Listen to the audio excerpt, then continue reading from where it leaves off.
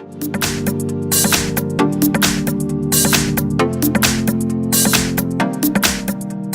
I've got Honor View 20 and let me show you how to change a wallpaper on the following device. So at first open list of all settings, then scroll down and go to home screen and wallpaper.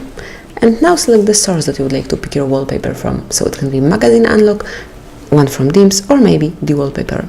In my case it will be the third option, so wallpaper. And now just from the options presented here, select the one that you would like to have. So let me pick this one, then just check if you would like the blur or if you would like this picture to be scrollable or not.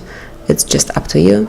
And if you decide that you want this picture to look like that and now you want to set it as your desktop, as your home screen, just tap on OK icon and finally decide if you want this picture to cover just your lock screen, your home screen, or maybe both of them.